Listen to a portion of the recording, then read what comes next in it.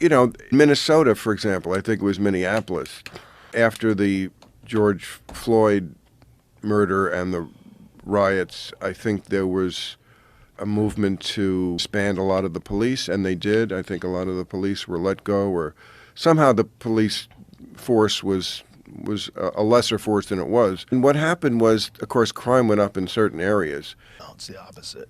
Yeah. It's unfortunate. Austin defunded the police and then refunded it.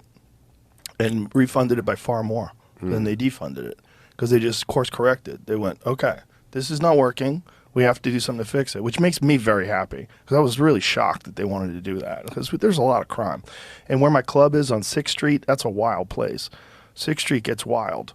And there's a lot of crime there. And there's a good police presence there. And we have a lot of police at the club. We hire off-duty cops to work the club.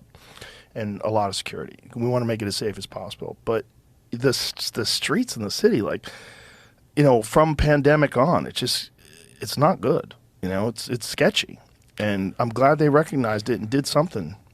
Well, because so many places just aren't course correcting. Chicago. Yeah.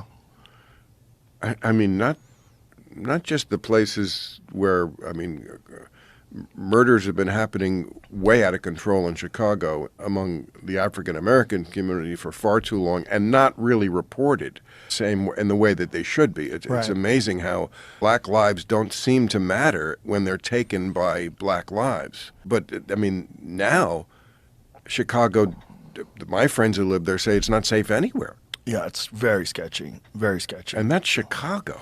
Yeah, Chicago used to be great. It used to be easy. It used to be a great city. I mean, it always had problems in some areas, but... I mean, I think a lot of the murders that happen are over nonsense. You know, somebody dissed you on social media or made fun of your sneakers or some shit. I mean, some of it is drug turf and that kind of stuff. Yeah. Some of it is just bullshit. And I don't understand why there isn't a more concerted effort to shine a spotlight on that.